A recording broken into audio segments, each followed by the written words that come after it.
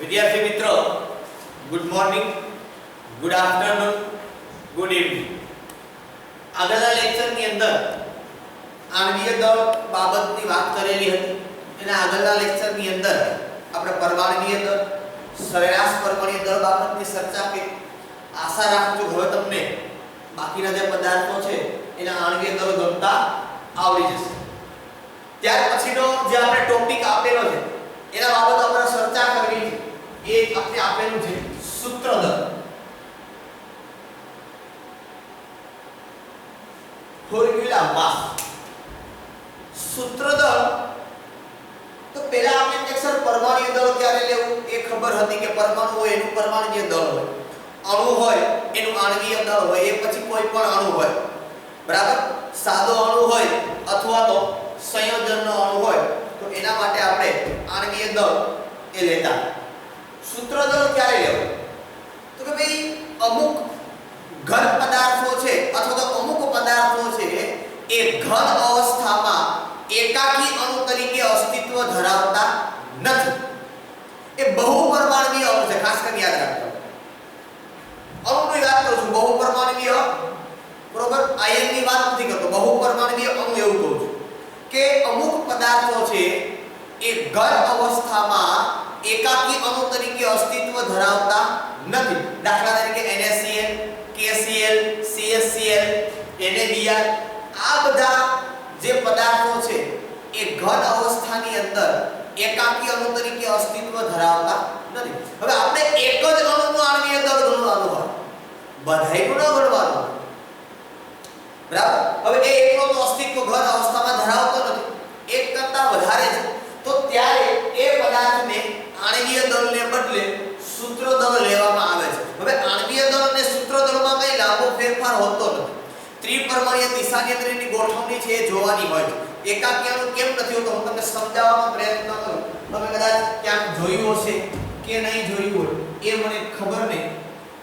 જો હોય તમને દોરતા ન આવડે તો કંઈ નહીં, તમારે દોરવાનું નથી, તમારે ખાલી જોવાનું છે, બરોબર.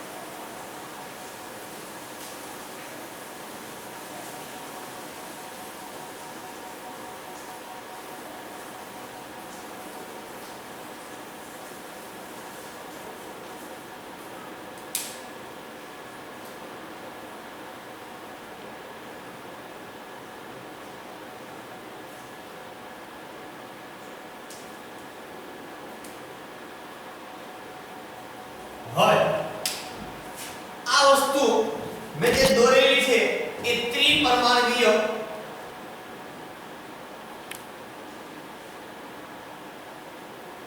NaCl ની વાત કરું છું. 3D, હવે કે ત્રિપરમાણ્વીય એટલે કે 3D NaCl છે આ રીતે ઘન અવસ્થામાં અસ્તિત્વ ધરાવતું. હવે કોણ કોણ ક્યાં હોય?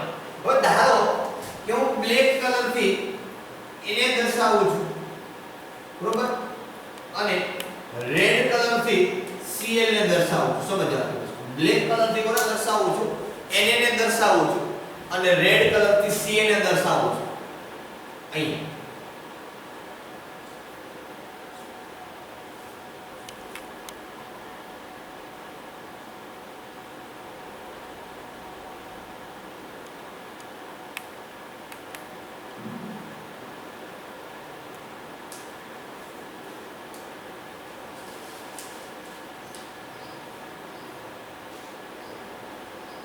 I'm sorry for that. એક મિસ થઈ ગયું છે.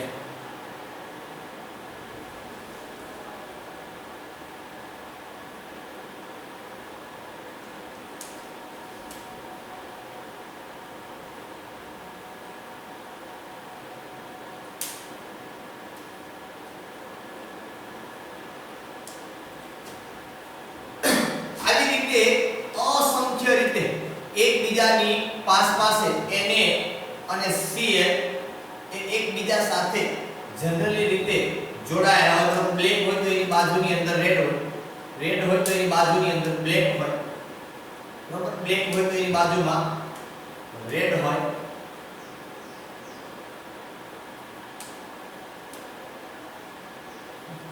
મિસ થયું છે, ખબર નહીં ક્યાં મિસ થઈ ગયું છે આપણાથી.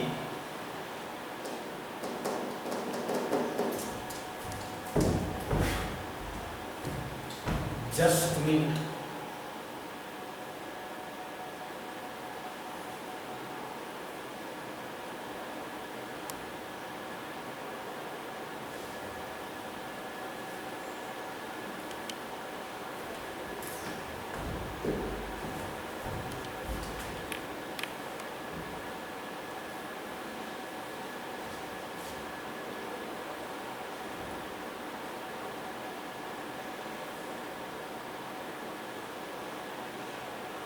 માણસ છું એટલે મારાથી ભૂલ થાય.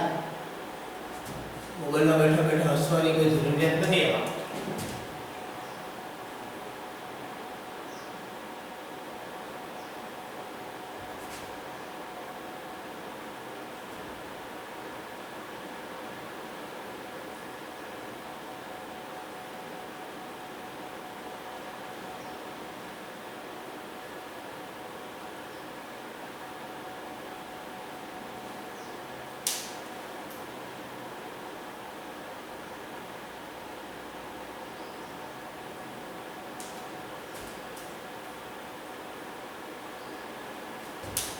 બરાબર. એક જ પેનથી દર્શાવીએ પણ થોડીક જુદી દિશા કરતો હોય આવી રીતે આપણે Cl લખીએ. માનો કે આ તમારો Na છે તો આ થઈ ગયું Cl, આ Na, આ થઈ ગયું Cl, આ Na, આ થઈ ગયું Cl, આ Na, આ થઈ ગયું Cl, આ Na અહીંયા Cl, આ Na અહીંયા Cl. એટલે એનો અહીં પાછો નીચે ઉતરો.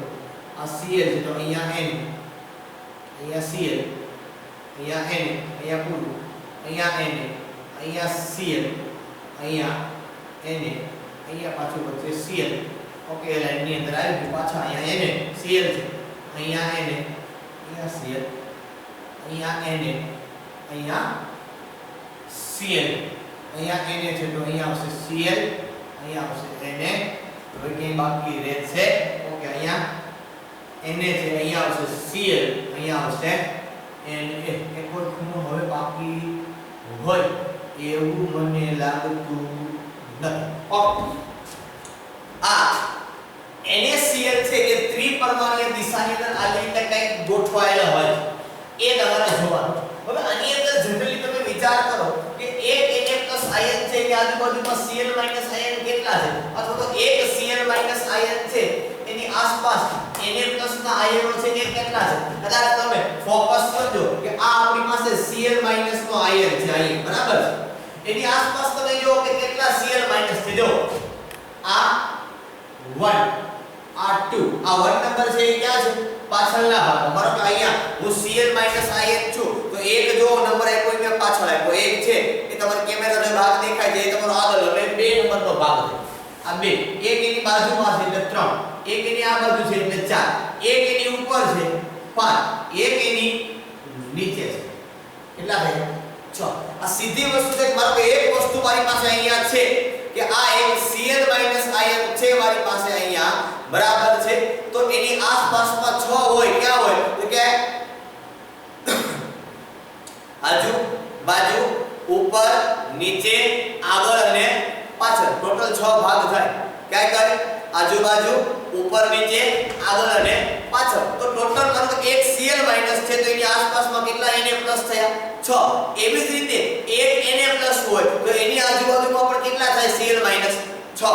બરાબર. તો એક Na+ ની આજુબાજુમાં 6 Cl- જોડાય. એવી રીતે એક Na+ ની આજુબાજુમાં 6 Cl- આયનો છે એ ત્રિપરમાણીય દિશાની અંદર ગોઠવાયેલા હોય. તો આપણે તો ખાલી માત્ર એક જ NaCl નું આણ્વીય દળ ગણવાનું હોય, પણ પ્રશ્ન ક્યાં આવે તો કે ત્રિપરમાણીય દિશાની અંદર એ આવી રીતે એક જાળીદાર રચનાની અંદર ગોઠવાયેલા હોય. એટલે આપણે એને આણ્વીય દળ શબ્દને બદલે સૂત્રધર શબ્દ છે એ આપવાનો છે બરાબર એટલે આપણે એક જ NaCl છે એનું આણ્વીય દળ ગણવાનું હોય તો એકદમ સિમ્પલ છે અહીં લખવાનું 1 Na નું પરમાણ્વીય દળ વત્તા 1 Cl નું પરમાણ્વીય દળ બરાબર તો ઇક્વલ ટુ સોડિયમ નું થાય 23 Cl નું થાય 35.5 તો આ તમારી પાસે થઈ ગયું 5 × 8.5 U 58.5 સૂત્રદળ એ થાય જ્યાંનો આણ્વિક દળ તમે ગણો મેં તમને આગળ આણ્વિક દળ કદાચ ગણાવ્યું તો તમે ગણો તો એ જ થાય પણ પ્રશ્ન ક્યાં આવે તો કે આણ્વિક દળ કોઈ એક અણુનું હોય આ સૂત્રદળ છે સૂત્રદળ ત્યારે તમારે લેવું પડે કે જ્યારે એ પદાર્થ એ ઘન અવસ્થાની અંદર એકાકી અણુ તરીકે અસ્તિત્વ ધરાવતો ન હોય લખવાનું આપણે એનું આણ્વિક દળ છે પણ બોલવાનું છે આપણે એને સૂત્રદળ શા માટે સૂત્રદળ બોલવું પડે તો કે આણ્વિક દળમાં એક જ અણુ હોય જે સૂત્રદળમાં પણ એક જ હોય જો NaCl નો આણ્વિક દળ શબ્દ વાપરો બરાબર છે તો એ રીતે આ બધાય જોડાયેલા તો ખરેખર ઓરિજિનાલિટી વસ્તુ છે આ પ્રકારે છે ઓકે ત્યાર પછીના આપણે ટોપિકની અંદર આગળ વધવાનું છે અને એ ટોપિક આપણે આપેલો છે મોલર દળ અને મોલ સંકલન અને મોલ સંકલન કે નાનો એવો ભાગ આની અંદરથી આપણે શીખવાનો છે જે ખૂબ જ ઇમ્પોર્ટન્ટ છે મોલર દળ અને મોલ સંકલન પાછો પ્રશ્ન છે આ નવું દળ ક્યાંથી તમે માર્કેટમાં લાવો છો તમે 5 દિવસથી આ દળ ઉપર જ કામ કરો છો પેલા પરમાણ્વીય દળ કીધું પછી સરેરાશ પરમાણ્વીય દળ કીધું પછી આણ્વીય દળ કીધું પછી સૂત્ર દળ કીધું હવે પાછું તમે નવું માર્કેટમાં લઈ લેવા મોલર દળ હવે આ બધું લગભગ તો આમ તમે જો તો એક જેવું છે પરમાણ્વીય દળ ને સરેરાશ પરમાણ્વીય દળ એ તમે જો તો આણ્વીય દળમાં પરમાણ્વીય દળ તો આવી જાય સેમ સૂત્ર દળની અંદર આણ્વીય દળ આવી જાય એમ મોલર દળ છે આ બધાય તાપો છે આ મોલર દળની અંદર આ બધાય આવી શું વાત છે એના ઉપર આપણે વાત કરીએ બાકી પછી આપણે મોલર દળ છે એ શબ્દ હું તમને સમજાવવાનો પ્રયત્ન કરીશ ઓકે હવે કે આપણી પાસે રહેલા જે પરમાણુઓ છે કે જે અણુઓ છે એ ખૂબ જ અતિ સૂક્ષ્મ છે આનું દળ નક્કી કરવા માટે આપણે દ્રવ્યમાન સ્પેક્ટ્રોમીટર અથવા તો દળ સ્પેક્ટ્રોમીટર નામના સાધનનો ઉપયોગ કરીએ છીએ કે જેના વડે આપણે પરમાણ્વીય દળ અથવા તો આણ્વીય દળ એ માપી શકાય અથવા તો મોલર દળ છે એને માપી શકાય પ્રશ્ન ક્યાં કે આનો જથ્થાને સંબંધ કેમ સ્થાપવો મેં તમને શરૂઆતમાં પ્રસ્તાવનાની અંદર વાત કરી કે પરમાણુને અણુ આટલા સૂક્ષ્મ છે તો આને કોઈ જથ્થા સાથે સંબંધ સ્થાપવો હોય તો કઈ રીતે જથ્થા સાથે સંબંધ સ્થાપવો બરોબર તો તમને કદાચ ખબર હશે આપણે પાયાની 7 ભૌતિક રાશિઓ ભણ્યા હતા એમાંથી એક ભૌતિક રાશિ હતી પદાર્થનો જથ્થો જેને આપણે મોલ કીધું શું કીધું તું મોલ પદાર્થનો જથ્થો જેને શું આપણે કીધું તું ભૌતિક રાશિ છે આ પદાર્થનો જથ્થો જેને આપણે શેના વડે દર્શાવ્યો હતો n એની સંજ્ઞા શું હતી સ્મોલ n એને લખ એનો SI આપણે કેમ લખતા MOL યાદ કરો આપણે 7 ભૌતિક રાશિ ભણ્યા બરોબર દળ ને લંબાઈ ને બરોબર છે જ્યોતની તીવ્રતા ને સમય ને બરોબર એની અંદર આપણે ભણ્યા પદાર્થનો જથ્થો જેને મોલ વડે દર્શાવવામાં આવે એને સ્મોલ n નામની સંજ્ઞા વડે દર્શાવાય અને MOL તરીકે આપણે લખી શકીએ બરાબર એનો એકમ છે મોલ હવે જે પદાર્થનો જથ્થો છે એ શા માટે જથ્થાને સંબંધ રાખવો પડે તો કે અમુક પદાર્થો છે એનો આંક ન બોલતા આપણે બધાને ભેગો કરી અને એક આંક બોલીએ દાખલા તરીકે બરોબર 12 નંગ હોય તો આપણે 1 ડઝન કહીએ છીએ 12 નંગને શું કહીએ આપણે 1 ડઝન બરોબર 20 નંગ હોય તો આપણે શું કહીએ 1 કોડી 20 નંગ હોય શું ખબર આપણે ધ્યાન રાખો 20 નંગ હોય ને શું કહેવાય 1 કોડી એમ 144 નંગ હોય એને 1 ગ્રોસ બોલે શું બોલે 1 ગ્રોસ જો 12 નંગ તમારા જેવા હોય એને ભેગા કરો એટલે 1 ડઝન બોલે બરોબર પછી 20 નંગ હોય એને બોલાય 1 કોડી અને 144 નંગ હોય એને બોલાય 1 ગ્રોસ એવી જ રીતે અહીંયા રસાયણ વિજ્ઞાનની અંદર તમે પદાર્થો કઈ જથ્થા સાથે સંબંધ રાખો છો તો એને મોલ વડે દર્શાવવામાં આવે શેના વડે દર્શાવવામાં આવે મોલ હવે અત્યાર સુધી આપણી પાસે ખબર હતી કે આ આપણે કોઈ પણ પદાર્થનું દળ છે એ નક્કી કરવું હોય તો આપણે કાર્બન 12 ને નક્કી કર્યો હતો. કોને નક્કી કર્યો હતો? કાર્બન 12 નો જે સમસ્થાનિક છે કાર્બન 12 એ સમસ્થાનિકના આધારે આપણે કાર્બનનું દળ છે એ કેટલું લીધું હતું? 12 ગ્રામ. કેટલું લીધું હતું? કાર્બન 12 નામનો જે સમસ્થાનિક છે આપણી પાસે, બરોબર, એના આધારે સ્પેક્ટ્રોમીટરના આધારે દળ સ્પેક્ટ્રોમીટરના આધારે આપણે કાર્બન છે નું વજન કેટલું લીધું હતું? 12 U. તો તમે આગળ સમજો U એટલે નથિંગ એલ્સ ગ્રામ પ્રતિ મોલ, કે 1 મોલ ની અંદર 12 ગ્રામ જેટલું વજન હોય. એટલે ખરેખર કાર્બનનું દળ છે કેટલું થયું કે 1.994648 ગુણ્યા 10 ની માઈનસ 23 ઘાત ગ્રામ.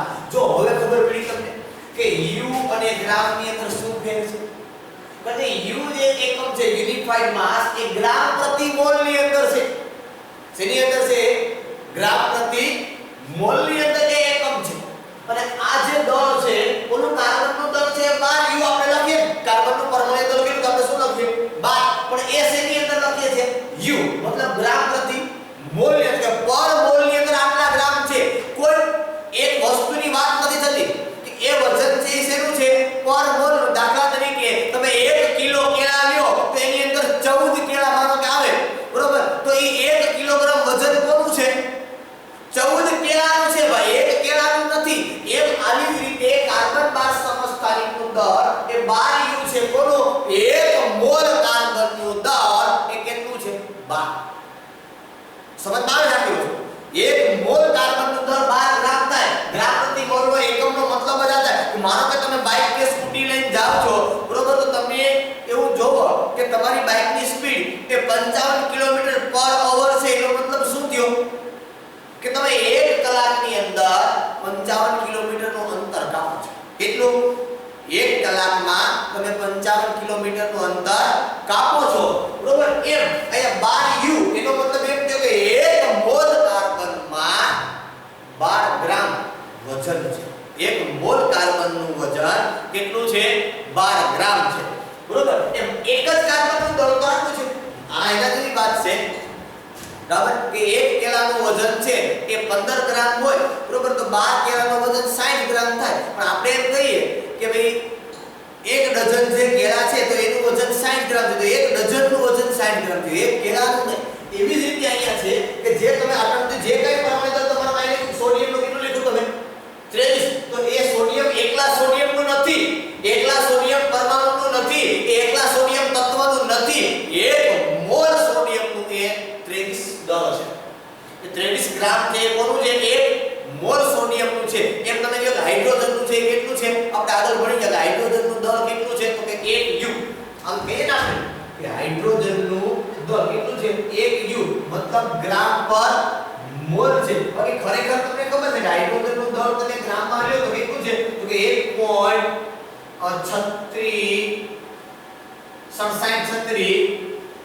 ગુણ્યા 10 ની માઈનસ 24 ગ્રામ. ગ્રામમાં દળ તો હાઇડ્રોજનનું આટલું છે. આપણે 1 U લખીએ, પણ 1 U શેમાં લખીએ છીએ? કે 1 મોલ હાઇડ્રોજનમાં એનું વજન 1 ગ્રામ થાય છે. 1 મોલ. તો બે પ્રશ્ન થાય સર 1 મોલ એટલે સંખ્યા કેટલી? આપણે ડઝન એટલે 12 ખબર છે, કોડી એટલે આપણે ખબર છે 20 નંગ થાય, ગ્રોસ એટલે 144 નંગ થાય. તો સર હવે મોલ એટલે કેટલા? આ ક્લિયરલી થયું ભાઈ તમને બધાને મગજની અંદર કે કોઈ એક પરમાણુ તમે સોડિયમનું 23 લખો છો, બરોબર, લિથિયમનું 7 લખો છો, એ એકલા લિથિયમ પરમાણુનું નથી, એ 1 મોલનું છે. કોનું છે? એ 1 મોલનું દળ છે. એટલા માટે ઈ દળ જે તમે પાકા કર્યા ને એ બધાય દળને મોલર દળ કહેવાય, બરોબર. તમે જેટલા 1 થી 20 પકડ હાઇડ્રોજનનું 1, હિલિયમનું 4, લિથિયમના 7, બેરિલિયમના 8, 9, બરોબર, એ બધાય મોલર દળ કહેવાય. શું કહેવાય? મોલર દળ. શા માટે? તો કે ઈ બધાય દળ 1 મોલના હતા, એકલા પરમાણુના નહોતા. કોના હતા? 1 મોલના હતા, એકલા પરમાણુના હતા નહીં. બરાબર છે? તો આ વસ્તુ ખાસ તમારે ધ્યાનમાં રાખવાની છે. બરાબર, તમને એવું કહેવામાં આવે કે તમારી શૂઝની જે પેર છે, બૂટની જે પેર છે, બરોબર, જોડી છે, એનું વજન 500 ગ્રામ છે. તો એક બૂટનું વજન 500 ગ્રામ નથી. એક શૂઝનું વેટ છે 500 ગ્રામ નથી. એ બે શૂઝનું વેટ 500 ગ્રામ છે. એક શૂઝનું તમારે લેવું હોય તો જોવું પડે કેટલું થાય છે. એમ એક હાઇડ્રોજનનું દળ છે આટલું છે પણ હાઇડ્રોજનનું દળ 1 u એ પર મોલ છે 1 મોલ હાઇડ્રોજનનું દળ એ આટલું કે એક કાર્બનનું દળ 1.948 × 10 - 23 ગ્રામ થાય. આ એક કાર્બન આપણે કાર્બનનું દળ 12 u લઈએ છીએ તો 12 ગ્રામ કહીએ ને. કાર્બનનું દળ કેટલું કહેવાય 12 ગ્રામ પણ શેની અંદર તો કે 1 મોલની અંદર. તો હવે પ્રશ્ન આપણી સામે એ આવ્યો કે સર મોલ એટલે કેટલું. તો એ વસ્તુ જ્યારે નક્કી કરવાની વાત આવે છે ત્યારે એ લોકોએ એવું કીધું કે કાર્બનના સમસ્થાનિકનું જે દળ છે એને ઓના દળને ભાગી નાખો તો જ તમને મોલ મળે. એટલે આનો મતલબ એવો થયો કે મોલ બરાબર, કારણ કે આપણે દળ છે કોના આધારે પ્રમાણિત કર્યું હતું કે કાર્બનનું દળ ધાર્યું હતું કે 12 થાય. કાર્બનનું દળ આપણે ધારેલું હતું કે 12 થાય. બરોબર, એટલે આપણે લખીએ કે 12 ના છેદમાં 1.9948 × 10 - 23 ઘાત. આ 12 નો એકમ પૂછે ગ્રામ ઇન્ટુ મોલ ઇન્વર્સ અને આનો એકમ પૂછે તો કે ગ્રામ. બરોબર, તો આ મોલ બરાબર તમે કરો 12 ભાગ્યા 1.9948 કરો તો એ તમને મળશે 6.022. બરાબર, પાછળના આંકડો લખો કે તમારે લખવાની જરૂરિયાત નથી. એને ગુણ્યા 10 - 23 ઘાત. આનો એકમ થાય મોલ ઇન્વર્સ. જો ઉપરનો એકમ લખું મોલ ઇન્વર્સ નો મતલબ શું થાય પ્રતિ મોલ. શું થાય પ્રતિ મોલ. કે આ જે સંખ્યા મળી એ કોની છે 1 મોલની છે. આ સંખ્યા મને મળી છે એની છે 1 મોલની છે.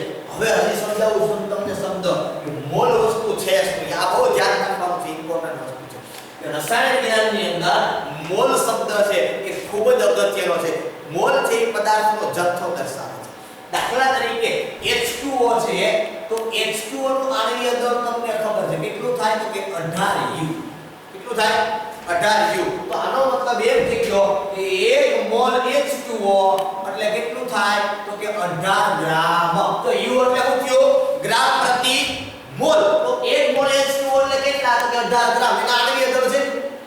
બરોબર, હું એમ કહું કે 1 મોલ NaCl એ કેટલું થાય તો કે ઈ થાય 58.5 ગ્રામ. સમજમાં આવે છે વસ્તુ. આઈ એમ સોરી ફોર ધેટ. ગ્રામ ને ખાલી જી વડે દર્શાવે એમ ન લખાય પાછું.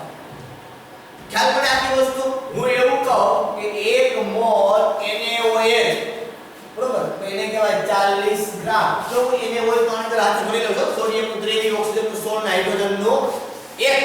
આ પ્રમાણે હું કેલ્ક્યુલેટ કરી અને તમને કહું છું કોઈ પણ પદાર્થનું મોલર દળ એટલે એ શું છે તો કે એ પદાર્થનું આણ્વીય દળ છે ગ્રામમાં. પણ 1 મોલનું મોલર દળ એટલે શું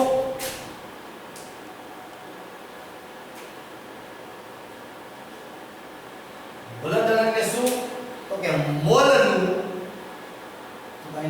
1 મોલનું ગ્રામમાં દર્શાવેલ વજન અથવા તો દળ. આ મોલર દળ વિદ્યાર્થી કે એક વસ્તુની નથી એક સંખ્યાનું દળ નથી થતું. અહીંયા 1 મોલનું દળ થાય છે શેમાં તો કે ગ્રામમાં. કે 1 મોલનું ગ્રામમાં દર્શાવેલા વજનને અથવા તો દળને શું કહેવાય એ પદાર્થનું મોલર દળ કહેવાય. યાદ રાખજો આખી વસ્તુ કે મોલર દળ છે એ કોઈ એક પદાર્થનું નથી, એ આખા મોલનું છે. તમે જે 1 થી 20 મેં તમને લખાવ્યા હતા કે 1 થી 20 એ ઉપર મોલર દળ હતા. મેં હાઇડ્રોજનનું 1 લખાવ્યું, લિથિયમના 7 લખાવ્યા, સોડિયમના 23 લખાવ્યા, ઓક્સિજનના 16 લખાવ્યા, નાઇટ્રોજનના 14 લખાવ્યા, બોરોનના 10 લખાવ્યા. આ બધાય મોલર દળ હતા. શું હતા એ મોલર દળ. હું તમને એ ટોપિકમાં ન સમજાવી શકું કારણ કે એ ટોપિકમાંથી મોલર દળ શબ્દ લાવવાની વાત બાકી. તો કોઈ પણ પદાર્થનું જે તમે દળ ગ્રામમાં લ્યો છો અત્યારે હાલની અંદર એ પર મોલનું છે. શેનું છે 1 મોલનું છે. ઈ પછી એ અણુ હોય H2O નો અણુ હોય, કોઈ પરમાણુ હોય, કોઈ આયન હોય, કોઈ સ્પીસીઝ હોય. સ્પીસીઝ મતલબ સૂક્ષ્મ કણ પણ હોય, ઇલેક્ટ્રોન પણ હોય. તો એ આખા મોલનું વજન છે, કોઈ એકલાનું નહીં. એટલે એવું હજુ તો તમે કહી શકો કે 1 મોલ બરાબર 6.022 × 10 - 23. અહીંયા લખું છું હું અણુ અથવા પરમાણુ અથવા આયન અથવા તમે જે કહો.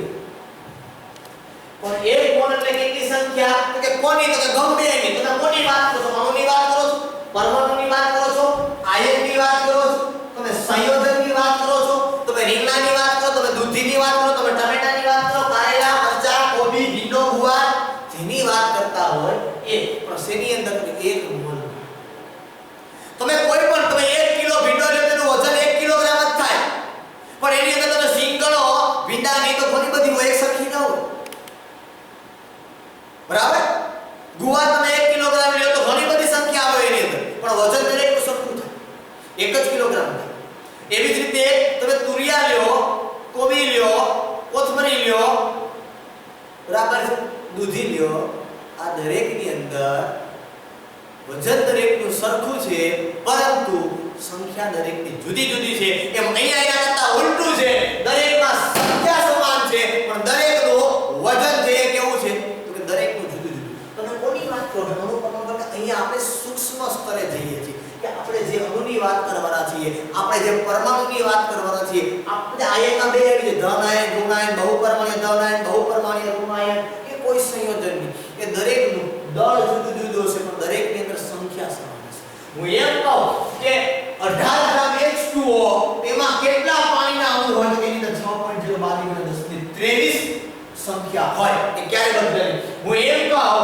કે 58.5 ગ્રામ મીઠું હું લઉં તો એમાં કેટલા NaCl ના કણ હોય તો એ 6.022 ઘાતોની સંખ્યા હોય એ નેવર ધીસ ક્યારે બદલી શકે નહીં જો પણ વજન કેટલું લેવાનું છે મારે પર મોલ નું લઉં તો કેટલું લઉં તો પર મોલ લઉં તો બરાબર તો મેં કહ્યું 20 ગ્રામ NaCl કે તો એમાં એટલા ન હોય તો ત્રિડાસી માપવી પડે કે 58.5 ગ્રામ આટલું હોય તો આટલે કેટલું સમજ આવે આ દાખલાઓ છે આપણે આગળના ભાગની અંદર કરશું પણ તમારે માત્ર એટલું યાદ રાખવું છે કે 1 મોલ એટલે કેટલી સંખ્યા થાય તો કે 6.022 * 1023 એ અણુ હોય પરમાણુ હોય આયન હોય કે સંયોજન હોય આનો એકમ છે એ શું થાય કે આનો એકમ થાય મોલ ઇન્વર્સ આ તમને યાદ હોય તો 500 વખત લખવું પડે તો 500 વખત લખજો પણ મને આ સંખ્યા રાતે 12 વાગે ઉઠીને પૂછવામાં આવે તમને તો તમને ખબર પડી હતી કે 1 મોલ એટલે 6.022 * 1023 ઘાત થાય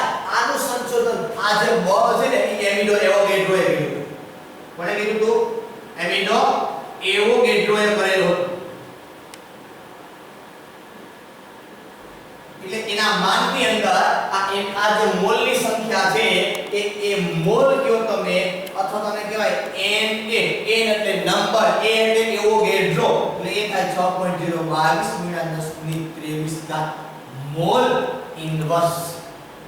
મોલ ઇન્વર્સ નો મતલબ કે પ્રતિ મોલ કે 1 મોલની અંદર સંખ્યા કેટલી હોય કે 6.022 * 1023 હોય તમારે ટેક્સ્ટ બુક ની અંદર એમિનો એવોગેડ્રોને માન દેવા માટે 23 કાઢી અને પાછળ મીંડા લખેલા છે આપણે લખતા નથી આપણે માન નથી દેતા એટલું બધું પણ આ સંખ્યા યાદ રહેવી જોઈએ કે એવોગેડ્રોને n a વડે દર્શાવાય આ પણ તમને ખબર પડવી જોઈએ આ a તમારે કેપિટલ કરવાનો છે નકર સોડિયમ થી ઊભું રહે આ ભૂલાય નહીં આ a તમારે કેવો કરવાનો છે મોલ માટેનો એવોગેડ્રોની સંખ્યા માટેનો મોલ માટેનો આઈ એમ સોરી ફોર ધેટ બરાબર આ વસ્તુથી તમારા મગજની અંદર રહેવી જોઈએ 10 20 વખત તમારે લખી નાખવાની છે કે મોલ બરાબર Na બરાબર 6.022 * 1023 મોલ ઇન્વર્સ અને મોલ ઇન્વર્સ એટલે શું તો અણુપરમાણુ આયન અથવા સંયોજન બરાબર કે તમે જેની વાત કરતા હો એની વાત છે અહીંયા તમે કરી શકો બરાબર ઇઝ ઇટ ક્લિયર મગજમાં બેસે છે આખું મોલ સંકલ્પનો જે કોન્સેપ્ટ છે એમાં તમે કાંઈ ચાલો આપણે તો ઘેરે ગયો પણ આ સંખ્યા તમને યાદ રહેવી જોઈએ આ સંખ્યાનો મતલબ શું થાય આ પણ તમને યાદ રહેવું જોઈએ આ વેરી ઇમ્પોર્ટન્ટ છે રસાયણ વિજ્ઞાનની અંદર જ્યારે ત્યારે પણ આપણે આગળ વધશું ભૂલથી એટલે ડગલે ને પગલે આ એવોગેડ્રો નંબર એવોગેડ્રો આંક અને શું કહેવાય આ એને જે છે અને શું બોલાય એવોગેડ્રો આંક